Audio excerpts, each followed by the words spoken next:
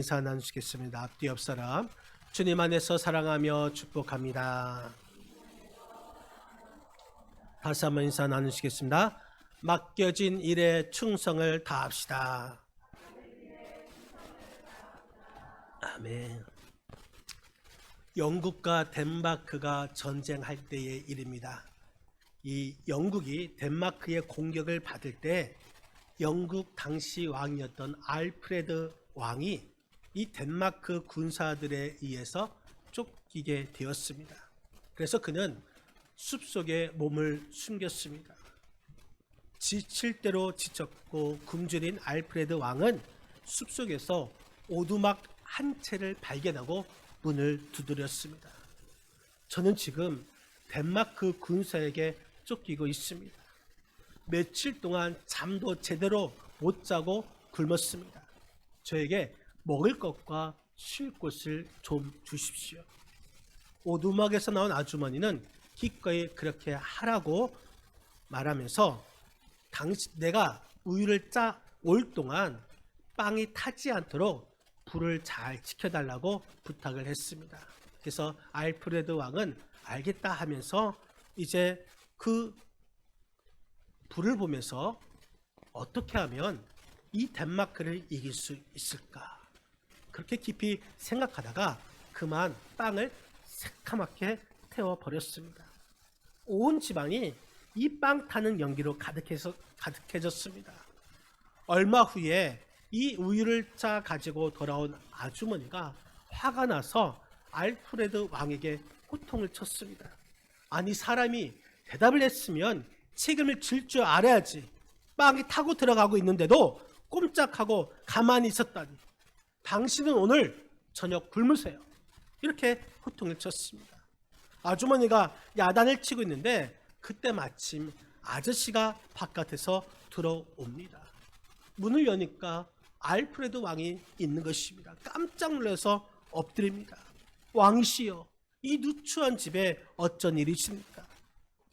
남편의 말을 들은 아주머니는 깜짝 놀란 이 토끼 눈이 되어서 그 아주머니도 얼른 이 알프레드 왕 앞에 무릎 꿇고 용서를 빌었습니다. 왕이시여, 제가 너무 무례하게 행동했습니다. 저를 용서해 주시옵소서. 이 알프레드 왕은 아주머니를 일으키면서 이렇게 말합니다. 아닙니다. 아주머니는 아무런 잘못도 하지 않으셨습니다. 잘못은 책임감 없이 행동한 저에게 있었습니다. 알프레드 왕은 이 일을 통하여서 책임감에 대해 깊이 깨닫고 다시 군대를 일으켜 덴마크군을 물리쳤습니다. 여러분, 성도는 자신에게 맡겨진 그 일 끝까지 충성해서 마무리를 지을 줄 알아야 하는 것입니다. 오늘 본문은 사도 바울이 이 디모데를 향한 부탁과 함께 신앙 고백을 소개하는 내용인 것입니다.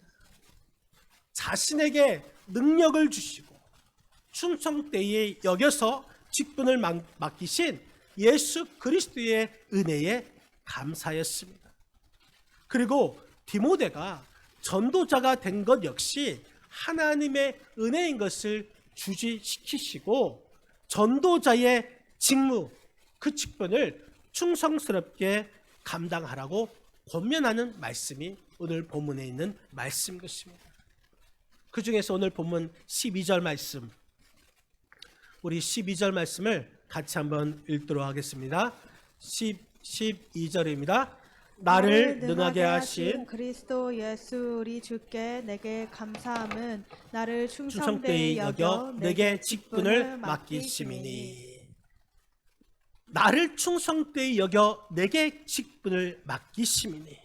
여러분, 이것은 단순히 믿어주는 것에 그치지 않고 우리에게 주어진 귀중한 사도의 직분을 맡기셨다. 이것을 사도 바울은 감사한 것입니다.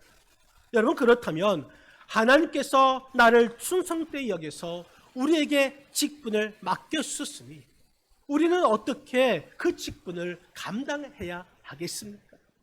먼저 우리는 우리에게 직분을 맡겨주셨으니 이 직분을 하나님의 은혜로 감당해야 되는 줄 믿으시기를 바랍니다. 오늘 본문 14절 말씀, 우리 한번 14절을 같이 읽겠습니다. 14절입니다. 우리 주의 은혜가 그리스도 예수 안에 있는 믿음과 사랑과 함께 넘치도록 풍성하였도다. 아멘. 우리 주의 은혜가, 여러분 여기서 은혜란 것은 우리가 도저히 측량할 수 없는 하나님의 은혜를 말하고 있습니다. 하나님의 넘치는 그 은혜에 대해서 감격하는 것을 드러내고 있는 것이죠. 여러분, 사도 바울은 자신을 고백할 때 죄인 중에 괴수라고 고백하였습니다. 그런데 지금은 자신에게 넘치도록 부어주시는 하나님의 은혜를 간증하고 있습니다. 그러면서 그 은혜로 맡겨진 직분을 감당할 것을 고백하고 있는 것입니다. 여러분, 우리들도 하나님께 받은 은혜가 있는 줄 믿으시기 바랍니다. 그 은혜로 그 직분을 감당해야 하는 것입니다. 어떤 할머니가 손자를 데리고 해변가를 산책하다가 갑자기 밀어닥친 그 파도에 손자가 휩쓸려 떠내려가고 말았습니다. 할머니는 다급히 하나님께 기도합니다. 하나님, 어린 손자, 정말 그 손자를 손끝 하나, 머리카락 하나 상하지 않도록 우리 주님께서 구해 주시면 저희의 재산을 다 드리겠습니다. 그때 하나님은 다시 파도를 일으켜서 이 손자를 육지로 밀어 올려 주었습니다. 할머니가 그 손자를 자세히 살펴봅니다. 어디 하나 상한 곳이 없었습니다. 그런데 할머니는 그 재산을 다 바칠 것이 아까워서 이렇게 말을 했습니다. 하나님, 우리 손자의 모자는 어디 있습니까? 모자를 찾아야지 재산을 바치지요. 은혜로 아는 진정한 감사한 자가 되시길 바랍니다. 은혜로 알지 못하니 이러한 일들이 일어난 것이죠. 하나님께서 우리에게 주신 은혜가 있습니다. 그 은혜가 충만합니다. 여러분, 그 은혜가, 우리가 그 은혜를 은혜로 아는 자가 진정 감사한 자가 될 수가 있습니다. 그리스도인은 나의 나 된 것은 하나님의 은혜라, 이렇게 고백하면서 그 은혜 안에 머물러야 하는 것입니다. 하나님의 은혜, 여러분, 현재 진행형입니다. 지금도 계속해서 하나님의 은혜가 충만하게 내리고 있습니다. 과거에 받은 하나님의 은혜, 여러분 중요하지 않습니다. 지금 내게 주어진 그 은혜가 중요한 것이죠. 여러분에게 지금 맡겨진 그 직분도 하나님의 은혜로 부어주고 있다는 사실을 여러분 깨닫기를 바랍니다. 은혜는 인간에 대한 하나님께서 자발적인 은사인 것입니다. 우리는 어떤 자입니까? 우리는 죄로 인해서 이 세상에 무가치한 존재입니다. 우리 죄 때문에 죽을 수밖에 없는 그런 존재임에도 불구하고 우리 하나님께서는 우리에게 조건 없이 우리를 용서하여 주시고 우리에게 새 생명을 허락하여 주시고 구원을 허락하여 주심을 여러분 믿으시기를 바랍니다. 그래서 우리는 내게 맡겨진 그 직분, 하나님의 은혜에 힘입어서 그 직분을 감당해야 하는 것입니다. 여러분, 바라기는 더욱더 그 직분 감당할 수 있도록 더욱더 섬기면서 최선을 다하시면서 봉사하시는 저와 여러분의 삶이 되시기를 바랍니다. 억지로 하지 않기를 바랍니다. 여러분, 하나님께서 주신 은혜로 최선을 다해서 그 직분 감당하시는 저와 여러분의 삶이 되시기를 바랍니다. 두 번째, 우리에게 직분을 주셨으니 우리는 믿음으로 그 직분을 감당해야 합니다. 오늘 본문 14절 우리 같이 한번 읽겠습니다. 14절입니다. 우리 주의 은혜가 그리스도 예수 안에 있는 믿음과 사랑과 함께 넘치도록 풍성하였도다. 아멘.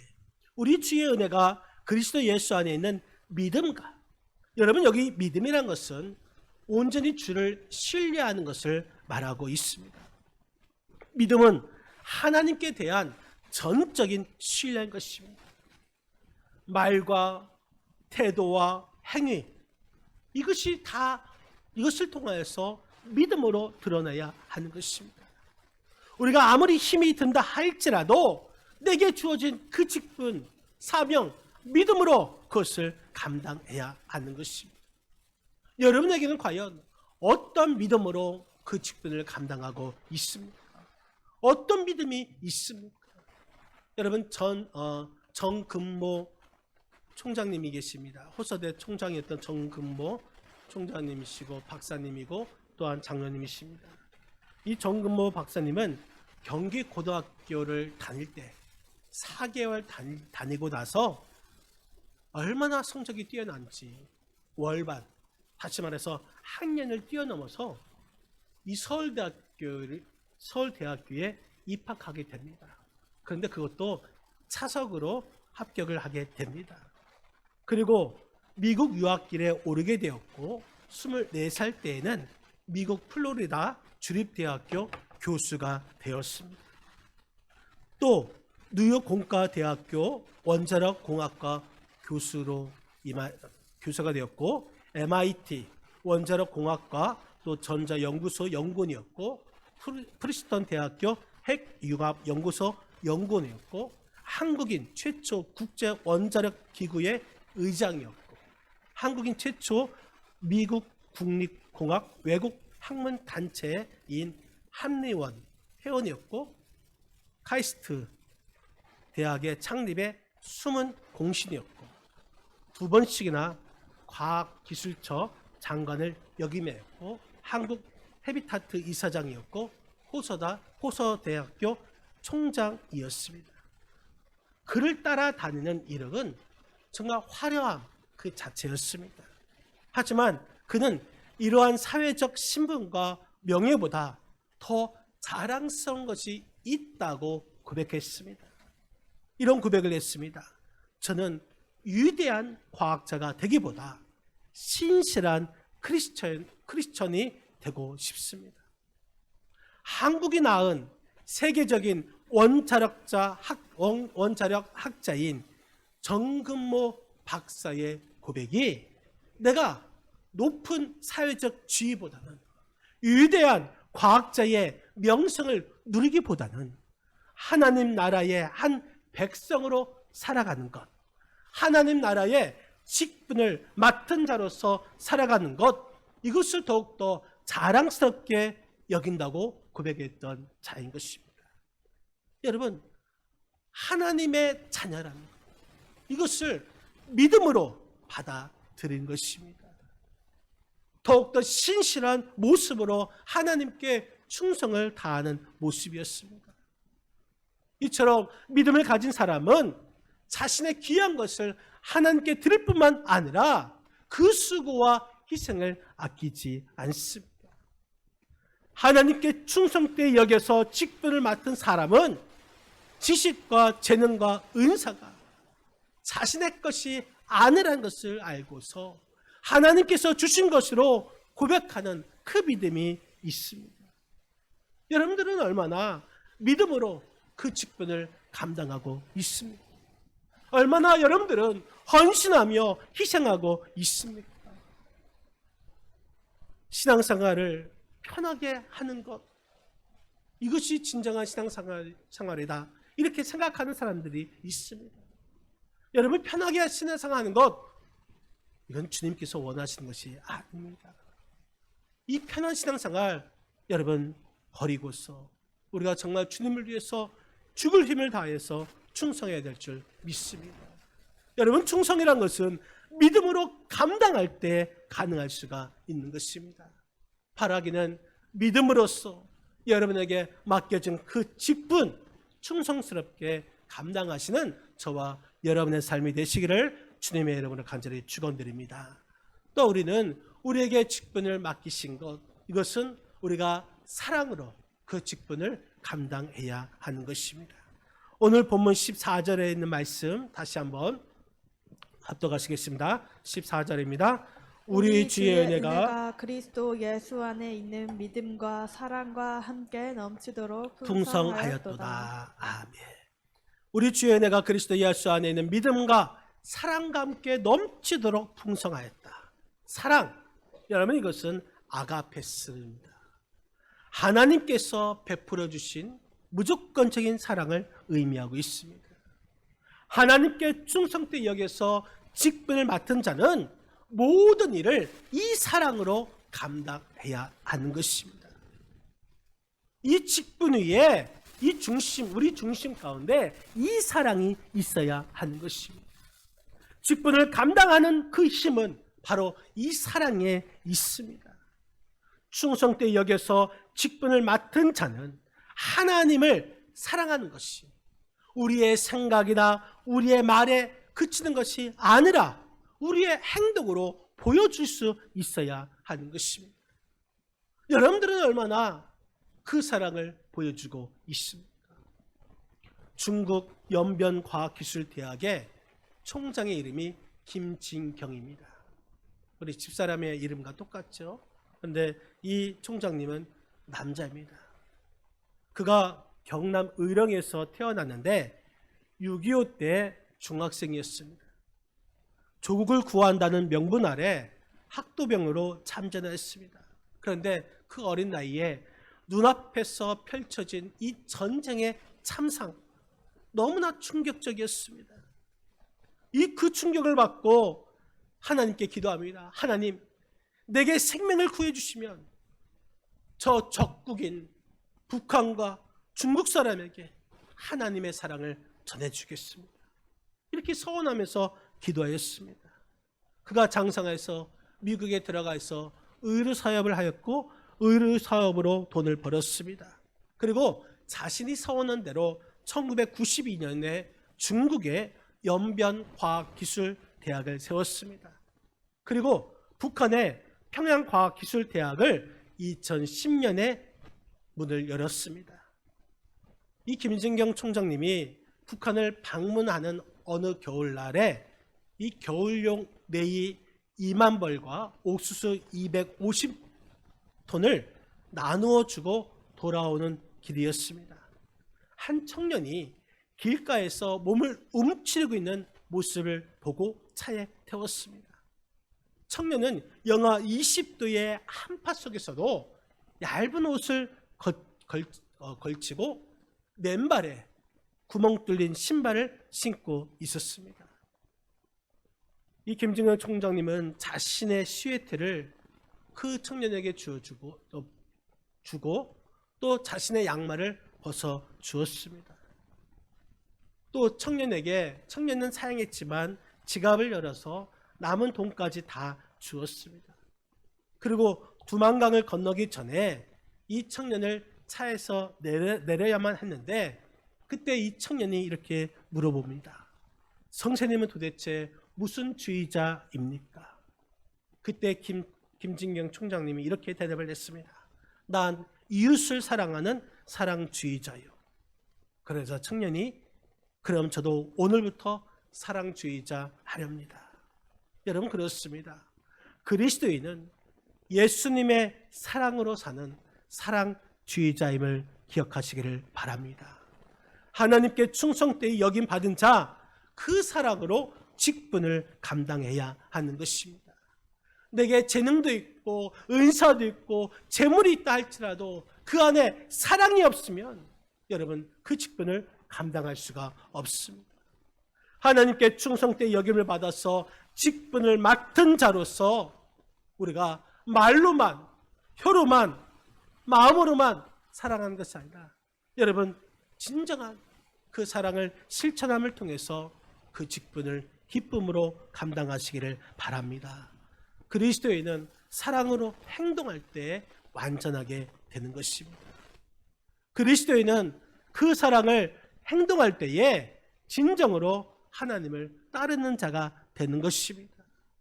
그 사랑을 진정으로 보일 때에 진정한 참된 그리스도인이 될 수가 있는 것입니다. 바라기는 말로만 혀로만 사랑하는 것이 아니라 맡겨진 그 사랑으로 감당해 주시기를 바랍니다. 여러분, 사랑에는 위대한 힘이 있습니다. 우리에게 하나님께서 직분을 맡겨주셨으니, 하나님께서 우리에게 직분을 맡겨주셨으니 우리는 그 사랑으로 직분을 감당하시기를 바랍니다. 양화진에 가면 선교사 묘가 있습니다.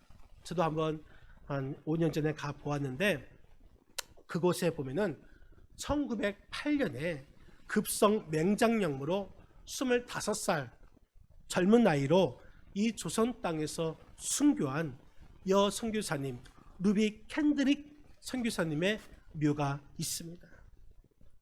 이 선교사님은 생명을 바쳐 조선 땅에 복음을 전하였습니다. 죽음을 앞두고 자신을 파송한 텍사스 청년 선교 단체에게 편지를 보냅니다. 만일 내가 죽으면 텍사스 청년 이 회원들에게 10명씩, 20명씩, 50명씩 아침 저녁으로 조선에 가라고 전해 주십시오. 만약 내가 줄 수 있는 1000개의 생명이 있다면 나는 1000개의 생명을 모두 조선을 위해 바치겠습니다. 또 부모님께 이렇게 편지를 보냅니다. 이곳은 참 아름다운 곳입니다.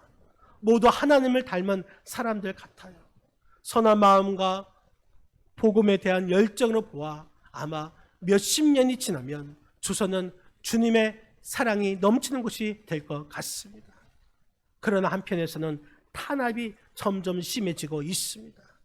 선교 본부에서는 철수하라고 하지만 대부분의 선교사들은 자신들이 전도한 조선인들과 숨어서 예배를 드리고 있습니다.